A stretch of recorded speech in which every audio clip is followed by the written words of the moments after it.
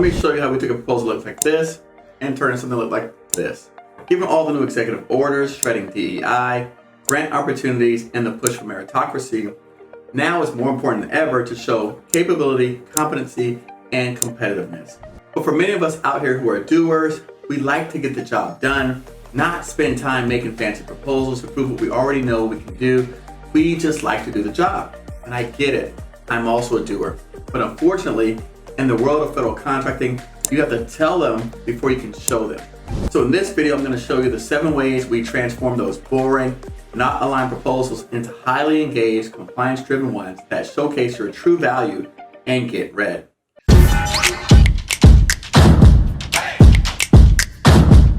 Hello, my name is Coffie, and before I started my YouTube channel, I built multiple 7-figure businesses selling construction services to federal agencies. If you're interested, we have an upcoming 5-week proposal bootcamp starting next month. Visit govconcoaching.com for more information. By the end of the 5 weeks, you will have submitted 2 fully compliant competitive proposals. No theory, real results. In the America First era, federal dollars are shifting towards those who can demonstrate efficiency, innovation, and cost effectiveness in their proposals. Let me show you what we've learned from the big boys so you can not only have their strategies, but use their playbook. Large primes are not out there competing on set-asides, nor are they competing 100% on merit. They are just assembling better teams than you. But they're literally doing it through their proposals. It costs nothing, no money, just creative thinking, time, and know-how. What we're going to do in this video, we're going to show you the step-by-step approach that we take to making your submissions look 10x better. Step number 1, the first thing I do for all my proposals is we include a cover page. So on our cover page, unless they tell us not to, we always include a cover page on our proposals. We make sure that all the pertinent information is there, such as our point of contact information, the RFQ number or RFP number, the solicitation that you respond to, the date it's due. Also, we make sure that our name is on here, but our email address, our phone numbers, the office is, and then depending upon the agency, we'll even put their logo on the front. So as you can see, it looks something like this. But again, for us, we like to do that, and this is really keeping it simple. So I don't encourage you to put any other logos on there. Don't put DBE or CBE or any certification stuff. Literally, we want to talk about the actual solicitation, the requirement number and information, and then our point of contact information. And that's it. We keep it simple, straight to the point. But again, it identifies who we are and that what we're submitting and what we're responding to. And some of the requirements that I've read, they will even ask you to put the time that it's due on there. So make sure that you're reviewing the requirements, like if you look at our previous video that we talked about, so that you understand what are the requirements, if there are any, for your cover page.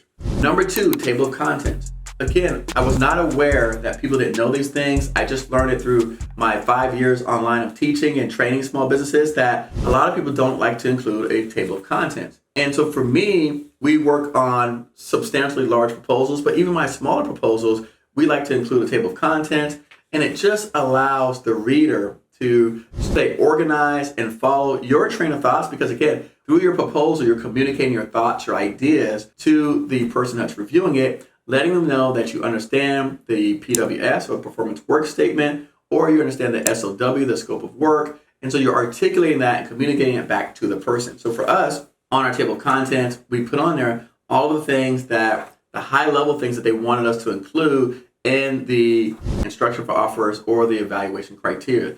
And again, if you've never heard these words, you go back and check out my first video. So we like to include a table of contents broken down based on the items that are separated essentially by page. So if there's an item like, for example, the pricing page, then we like to separate that out. If there's a section where they're referencing certain specific things, we separate that out. Or here, for example, we've got our reps and certs page, we've got proof of SAM registration page, and we have our SF 1449 listed on our table of contents. Number 3, follow their numbering system. This is huge. I can't tell you how many people do not follow the government's numbering system. And it's interesting because I've read proposals where people, essentially they answered all the questions, but they answered it essentially in a way that it made sense to them, not necessarily in the way that corresponded to what the government's requirements are. So for example, here's an example of a proposal. Here it says, do this, do this, do this, do this, right? And again, when you look at the proposal that I submit, it's going to have that item. Whatever here is 1, we're going to have 1. Whatever says 2, we're going to have 2. Whatever says 3, we're going to have 3. And it's going to match up. So that way,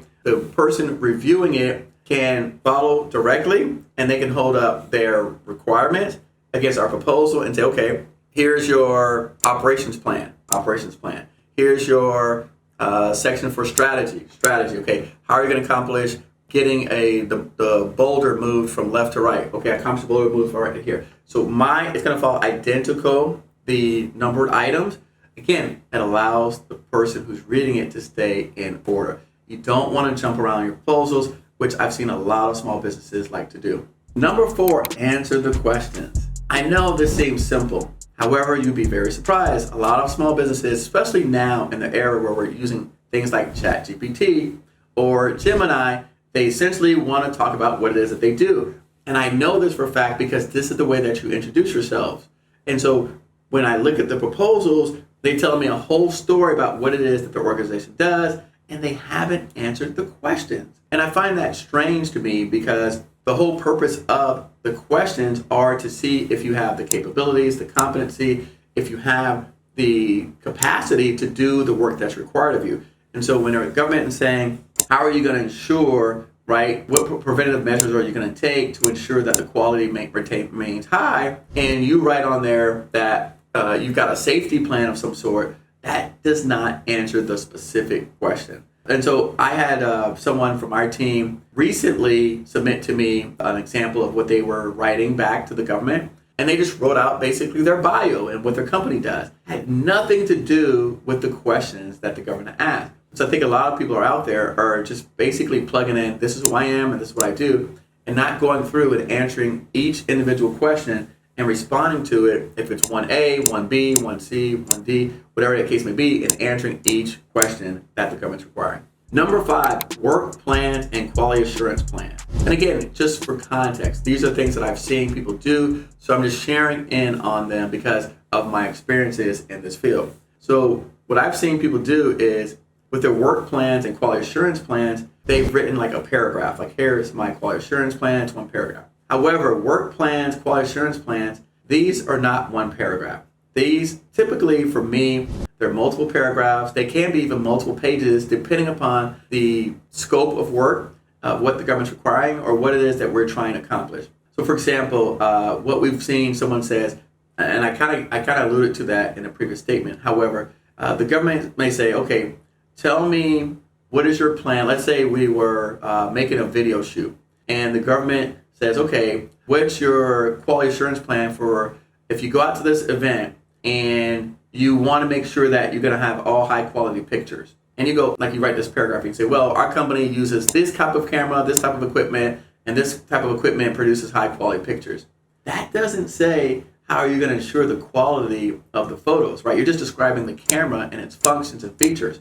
The government wants to know, how do you prevent, right, going to an event and your job is to take pictures and then you come back and all your pictures are blurry. Or maybe all of your pictures are not shown up because your memory is full. And so, that type of thing, right? What are your preventative measures? So when I read about quality plans and work plans, think about what measures are you taking to prevent something catastrophic from happening. And so an example that I would put in there would be, okay, when we first set up, we're going to do 5 pictures. And then we're going to review the 5 pictures to ensure quality, to ensure that we've got clarity, make sure the lighting is right, make sure they meet the government standards. Something to that effect, right? If you're doing a video, you may say, hey, we're going to review the video footage. Or you may say every hour, right, we're going to go back in and look at all the pictures that we've taken just to ensure that we're continuing and maintaining our quality. Depending upon who you're working with, who you're responding to, every agency is different. Some have better written scopes of work and performance work statements than others. So if I were looking at 2 different proposals and you said to me, I'm going to take and look at the footage of my camera every hour, right, throughout the event to ensure that we don't finish this event and not have the proper footage, that's a much better response than someone says, well, we have this type of camera and these cameras have high quality produced. So when we're thinking about work plans and quality assurance plans, we want to look at things of what they're not saying and how to take preventive measures. Number 6, project data sheets, tables, and graphs when possible to better explain information. So again, for us, when I'm looking at certain things that are, for example, listed out. So I have an example here of one that is a technical description. And so in this technical description, this was a quality control plan. We put in here requirements, and then we put execution strategy in a table format. So when we're trying to communicate ideas and concepts, this is much easier than if we were to just write out all of this text straight down, right? And just continue writing paragraphs explaining things. Again, if applicable, this doesn't apply to every scenario. However, in a lot of scenarios where, like for example, if you're doing references and they ask you for, give me 3 references, and then they give me the pricing of each one. So those are things that you can put into a table format. For us, when we use project data sheets, we use them for things like past performance questionnaires. I'll use a product data sheet as an example. Those are things that, again, it just spruces up the proposal and makes it look professional. And anyone who has read high-level proposal before, they can see the difference between an amateur and a professional person, right? If they're looking at proposals all the time, they're going to know the level of sophistication of the person on the other end that's putting this together, even though they don't know anything about your business, just by the way that you present yourself, right? Like they say, you never get a second chance to make a first impression.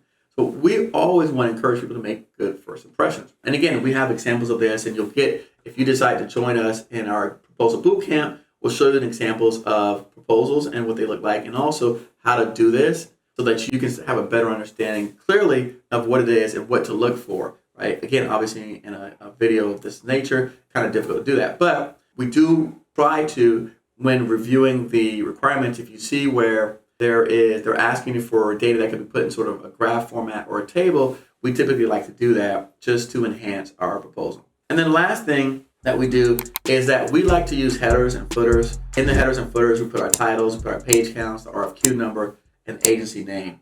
And again, this is not supposed to be a comprehensive video of all the things needed to put together a fully compliant proposal. But remember, the idea is to enhance what it looks like so that the people can take your company, your business more serious and be considered for these types of opportunities. So again, I hope that this helps, right? Those of you who are new to this and who are trying to figure out how do you make your proposal look better, go back in and watch this video. If there's any questions, you can always join us at thefederalhelpcenter.com below, right? We have a community of over 4,000 people where we're helping each and every day learn about federal contracting. So again, thank you so much for joining us today. We appreciate your time. Look forward to seeing you in the next video.